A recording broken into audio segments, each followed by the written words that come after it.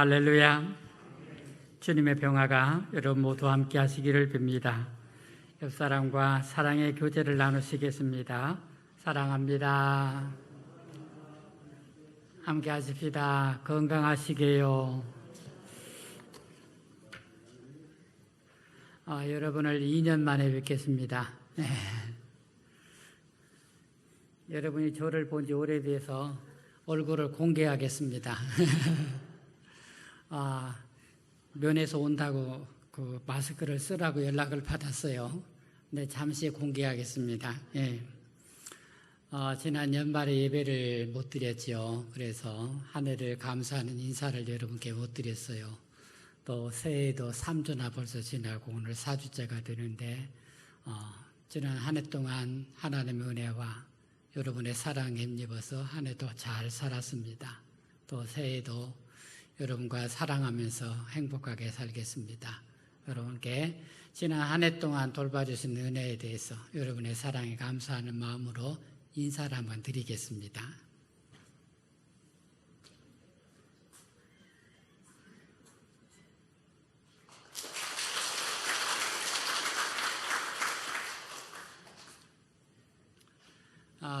저와 아내는 한 해 한 해 살아가는 것이 하나님의 은혜도 감사하지만 여러분의 사랑의 힘이라고 항상 그렇게 생각하고 있습니다. 그래서 1년을 살아온 거 너무 감사하고 부족한 중에도 여러분이 사랑해 주신 것에 대해서 항상 감사하는 마음 갖고 살고 있습니다. 여러분 새해를 맞았는데 올해는 참 이상하게 새해를 맞게 되었죠. 비로소 오늘에야 새해 첫 주 예배를 드리니 참 이상한 한 해가 되었습니다.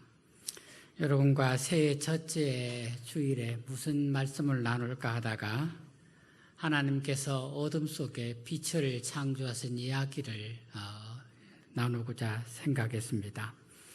지금 이 시대를 누르고 있는 모든 어둠이 물러나기를 바라는 마음, 그리고 세상을 비추는 생명의 신선한 빛이 왔으면 하는 마음에서 오늘 여러분과 함께 이 말씀을 나누려고 합니다. 이 소망대로 어서 속히 세상을 짓누르는 어둠이 물러가고 모든 사람의 마음에 생명의 빛이 가득하기를 진심으로 소망합니다. 오늘 여러분과 함께 나눌 말씀은 창세기의 빛의 창조와 관한 말씀을 여러분과 함께 나누도록 하겠습니다. 우리는 창세기의 빛의 창조에 관한 두 이야기를 읽었습니다. 이것을 이해하기 위해서 창세기의 넷째 날까지의 이야기를 먼저 정리를 해보겠습니다. 첫째 날에 하나님께서 천지를 창조하셨어요. 그리고 빛을 만드셨습니다. 창세기 1장 1절부터 2절 하나님이 태초에 천지를 창조하셨어요. 그리고 3절부터 5절에 빛을 만드시고 저녁과 아침이 밤이 어둠이 구별되었습니다. 그래서 하루가 지났다 그래 쓰고 있습니다. 그래서 1절, 2절 그리고 3절에서 5절까지를 창조의 첫째 날로 그렇게 쓰고 있습니다. 이것을 그대로 받아들이면 하나님께서는 창조의 첫째 날에 하늘과 땅 그리고 해와 달과 별 등 우주 전체를 만들었다는 것이 되겠습니다. 하나님께서 첫째 날에 하늘과 땅 그리고 우주를 만드셨어요. 하나님이 천지를 만드셨는데 창조된 세계가 흑암 가운데 있었습니다. 막 짙은 어둠 가운데 있었죠. 하나님이 그 흑암 위에 빛을 만드시자 하나님이 만드신 세계가 환하게 드러났습니다. 그리고 그것을 보시고서 보시기에 좋았더라 하셨습니다. 이 빛으로 빛과 어둠이 구분이 되었어요. 하나님께서 빛을 낮이라 부르시고 어둠을 밤이라 부르셨다 하셨습니다. 그래서 저녁이 되고 아침이 되는 창조의 첫째 날이 지나갔습니다. 그래서 여러분 1절 말씀 전체를 보면 하나님께서 천지 하늘과 땅을 지으시고 우주 그러니까 해와 달과 별, 우주 만물 전체를 창조의 첫째 날에 창조하신 것으로 그렇게 읽히게 되게 했습니다. 여러분, 저녁이 되며 아침이 되니 그 말씀이죠. 그래서 첫째 날이 되었다고 했죠. 여러분, 고대 시대에 시계가 있었을까요? 여러분, 시계는요 만들어진 지 얼마 안 됩니다. 그래서 저녁이 되며 아침이 되는 이 하루를 인식하는 것은요, 해가 뜨거나 달이 지거나 또는 달이 뜨거나 해가 지면서 사람은 하루를 인식하게 되어 있습니다.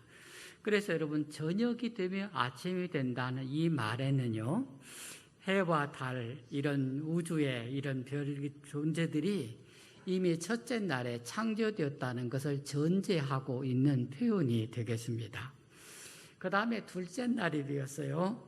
하나님이 궁창을 만드셨다. 그래서 궁창 위의 물과 궁창 아래의 물로 하나님이 나누셨다, 그렇게 쓰고 있습니다. 여러분, 이 궁창이라는 말을 우리가 보통 하늘로 생각하는데요, 이 궁창이라는 말은 히브리 말로 리키아라는 말입니다. 이 리키아라는 말은 뭐냐면요, 고대 이스라엘 사람들은 하늘 위에 궁창이 있다고 생각했어요. 이 궁창이 뭐냐면요, 하늘의 높은 곳에 하나님의 큰 궁창이 있는데 그 궁창에다가 하늘의 별들을 하나님 박아두셨다 생각했어요. 이해하시겠어요?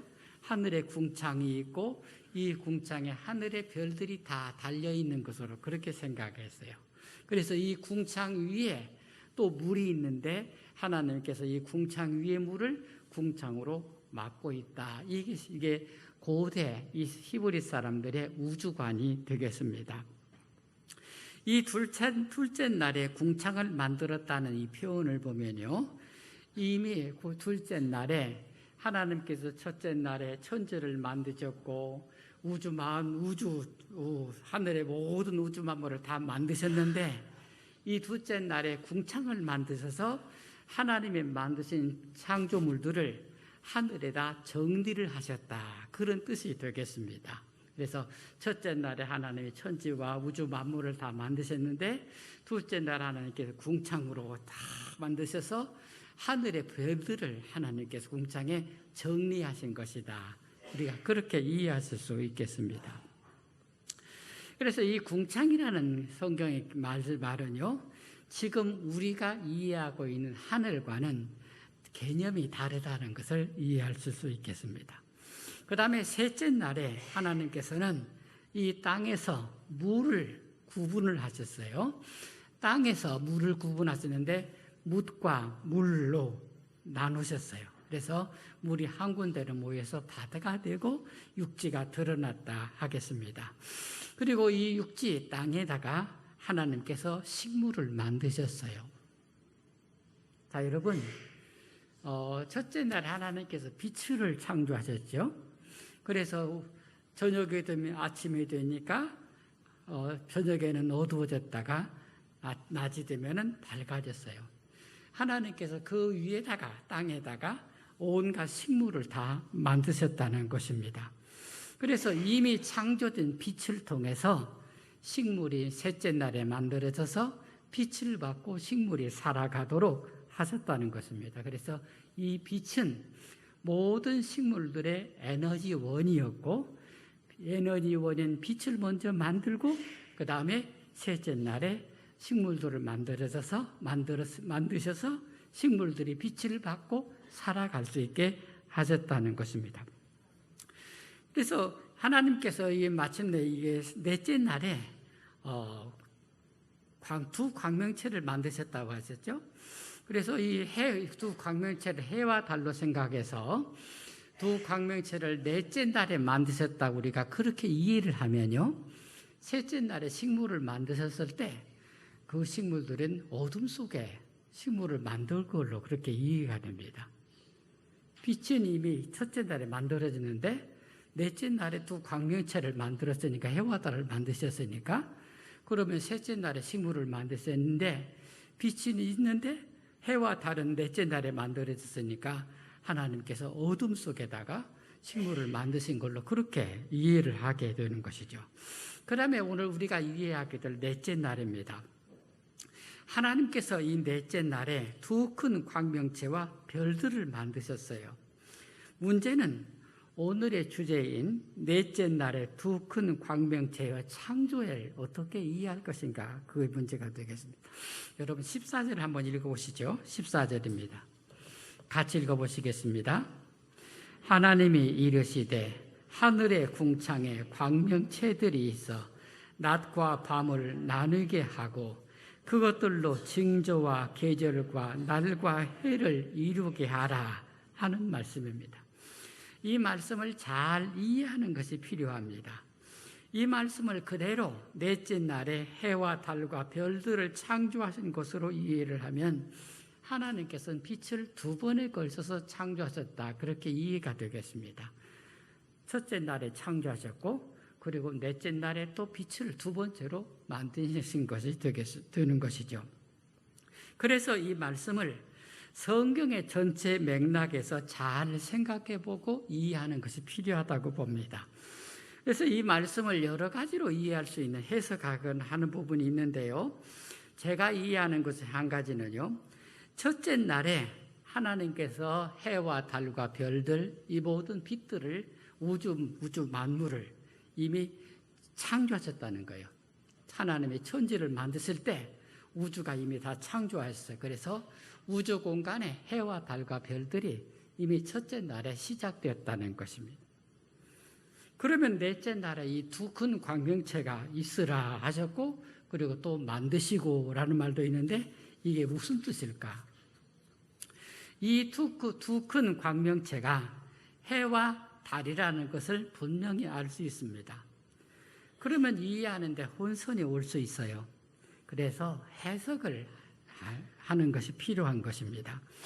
성경에 맞추어서 바르게 이해를 해보면요, 첫째 날에 이미 하나님께서 하늘에 여러 빛을 창조하셨는데 넷째 날에 하늘에 있는 여러 빛 중에서 두 큰 광명체인 해와 달에게 각각의 기능을 부여하신 것이다. 그래서 이 해와 달이 인간의 생활과 밀접하게 연결되도록 했다는 의미로 이해하게 되는 것입니다. 그래서 단순히 빛으로 빛나는 광명체가 인간 세상의 낮을 주관하는 해와 밤을 주관하는 달로서 역할을 감당하게 하셨다 하는 것입니다. 그래서 하나님께서 하늘의 두 큰 광명체를 만드셨다. 만드셨다. 그래서 만드셔서 거기에다 두시고 일을 하게 하셨다. 그 역할을 감당하게 하셨다 하는 그런 말씀이 되겠습니다.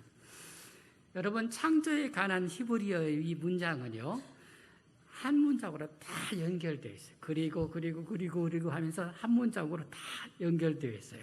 그것이 이야기로서 사실은 후손들에게 계속 이야기로서 전해졌다는 것입니다. 그 이야기가 이렇게 되는 거예요. 얘들아, 들어보렴. 하나님이 하늘과 땅을 창조하셨는데 하늘과 땅에 흑암이 가득하였단다. 그래서 하나님은 어둠 속에 있던 세상에 하나님이 온갖 빛을 창조하셨지. 이 빛으로 빛과 어둠이 나뉘었단다. 얼마나 아름다웠던지. 그리고 하나님은 하늘의 궁창을 만드시고 물을 하늘의 물과 땅의 물로 나누셨단다. 그리고 하나님은 땅 위에 온갖 식물이 나게 하셨고 이 식물들이 자라게 하기 위하여 하나님이 하늘에 있던 빛들 중에 하늘의 해와 달과 별들이 지구를 비추게 하셔서 사시사철 시간과 계절이 생기게 되었단다. 이런 이야기를 부모가 자녀들에게 계속 해주면서 하나님께서 세상 만물을 창조하신 이야기를 후손들에게 전해주었던 것이죠. 그것이 창조신앙의 내용이 되겠습니다. 여러분, 우리가 창세기를 읽을 때 이 창조 이야기가 과학 논문이 아니라는 것을 이해를 하셔야 됩니다. 어떤 사실을 보고 그것을 기록한 것이 아니라는 것입니다. 어떻게 그 엄청난 창조 이야기를 인간의 말로 쓸 수가 있겠습니까? 누가 그것을 보았겠어요? 그렇기 때문에 창조 이야기는 하나님께서 우주 만물을 창조하신 이야기를 성경을 통해서 우리가 이해할 수 있을 만큼 설명해 주신 것이 창세기 이야기다. 그렇게 보겠습니다. 그래서 여러분, 그 창조에 드러난 하나님의 뜻을 알 수 있게 하는 것이 창세기 이야기가 되겠습니다. 천지와 인간이 하나님의 뜻대로 완벽하게 창조되었다는 것입니다. 하나님께서는 우주 만물을 창조하실 때 에너지원으로서 빛을 먼저 만드시고, 그리고 물질계를 만드시고, 생물계를 만드시고, 그리고 식물을 만드시고, 동물을 만드시고, 그 위에다가 다스리는 인간을 만드셔서 오늘 우리가 이렇게 살아가는 세상에 존재하게 되었다는 그런 설명이, 창세기의 설명이 되겠습니다.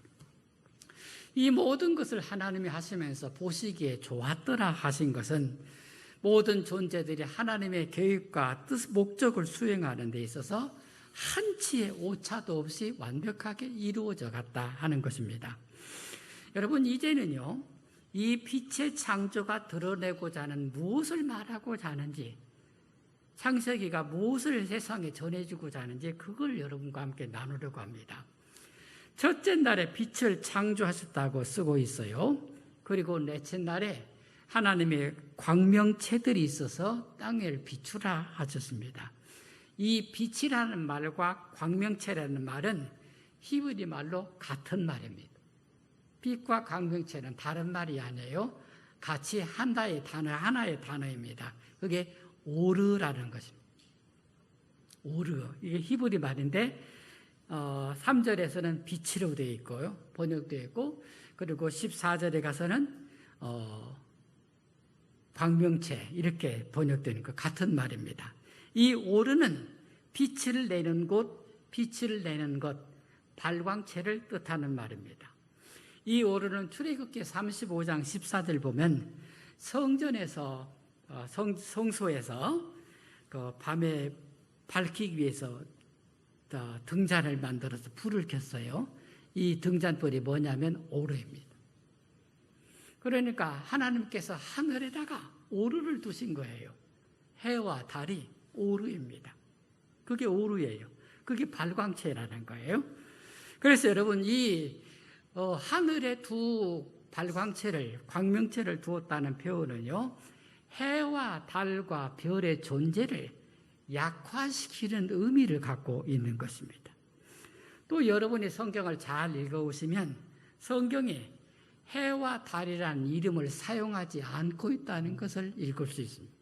성경은 해와 달이라고 하면 이 이름을 붙이지를 않았어요. 그것은 오르, 발광체일 뿐이다, 이렇게 쓰고 있어요. 왜 그럴까요? 창조 이야기에서 해와 달의 역할을 이렇게 약화시켜서 말하고 있는 성경에 그렇게 말하는 이유가 있는 것입니다. 여러분, 이 해와 달과 별은 고대 인류사에서 굉장히 중요한 영향을 끼쳤습니다. 고대 이집트에서는 해를, 태양을 가리켜서 절대신, 절대 권력이라고 생각했어요. 태양을 거스르면 안 되고 인간은 태양을 바라보고 살아야 된다고 생각했습니다. 태양을 신으로 여겼으며 왕권을 강화하기 위해서 왕을 가리켜서 태양신의 아들이라, 그래서 왕 자신도 신격화시켰어요. 그것은요, 이집트뿐만 아니라 고대 근동의 대부분의 나라에서 그랬고, 여러분, 고대 역사의 모든 인류의 모든 고대 문명들이 다 태양을 그렇게 위대한 신처럼 여기고 있었던 것입니다. 고대인들은 태양뿐만 아니라 달과 별들도 중요하게 생각했어요. 그들은 달과 별을 보고 운명의 여신을 생각했습니다. 달이 커지고 작아지는 것을 보고 인간의 운명을 생각했어요. 달이 질 때마다 내 인생에 지는 것을 생각했어요. 달이 커지면 자기에게 달의 전기가 내려온다고 생각했습니다. 그래서 아이를 낳지 못하던 여자들은 달을 보면서 그 전기를 받아서 아이를 낳기를 빌었습니다. 여러분, 별들도 그랬습니다. 사람들은 별들을 보고는 자기의 별들을 정했습니다. 자기의 별빛이 침침해지면 자기의 인생이 끝났다고 생각했습니다. 하늘에서 큰 별똥 하나가 떨어지면 나라의 큰 인물이 사라졌다고 생각했습니다. 이처럼 고대 시대에는 해와 달과 별이 신적인 능력을 갖고 한 나라나 개인들에게 아주 중대한 영향을 끼쳤던 것입니다. 그런데 창세기는 해와 달은 하나님께서 만드셔서 하늘에다 달아둔 등불과 같다. 그건 신이 아니에요. 위대한 능력을 가진, 전능한 능력을 가진 그런 존재가 아니라 하나님이 만들어갖고 오물짝조물짝 하나님 만드셔갖고 하늘에다가 지구를 비추라고 매달아둔 등불과 같다. 그게 오르가 그런 존재다. 그렇게 성경을 창세기는 그렇게 말하고 있는 것입니다. 이스라엘 신앙인들은요, 창조 신앙을 고백했습니다. 하나님께서 우주 만물을 창조하셨다는 것입니다. 해와 달과 별들은 신들이 아니라 모두 하나님의 피조물에 불과했습니다. 그래서 창세기의 빛의 창조 이야기는 고대 근동 사람들이 신으로 섬기던 해와 달과 별들을 신이 아닌 하나님의 피조물일 뿐이라고 말하는 것입니다. 하나님께서 오물딱 조물딱 만든 피조물, 하나님 만드신 거야. 해와 달과 별들은 신이 아니라 하늘에서 비추라고 하나님이 걸어놓은 광명체일 뿐이다. 이렇게 말하고 있는 것입니다. 집안의 어둠을 밝게 하기 위해서 전등을 켜듯이 하나님은 지구를 밝게 하기 위해서 낮에는 해를, 밤에는 달과 별들을 두셨다는 것입니다. 그래서 빛의 창조를 두 번 쓰고 있는 창세기의 이야기는 하나님의 창조신앙을 설명하기 위해서 쓰고 있는 것이 되겠습니다. 해와 달과 별들은 신으로 섬길 대상이 아니라 하나님께서 만들어서 인간과 이 지구를 위해서 존재하게 걸어두신 그런 광명체일 뿐이다. 그런 말씀입니다. 사랑하는 여러분, 유대 유머 중에 이런 이야기가 있습니다. 한 제자가 스승에게 물었답니다. 스승님, 하나님은 왜 밤을 캄캄하게 만드셨나요? 그것은 일만 하지 말고 쉬라는 뜻이다. 왜 하나님께서 깜깜한 밤을 만드셨어요? 그것은 일만 하지 말고 쉬라는 뜻이야. 제자가 다시 물었어요. 스승님, 그러면 완전히 캄캄하게 하시지 왜 달과 별은 만드셨어요?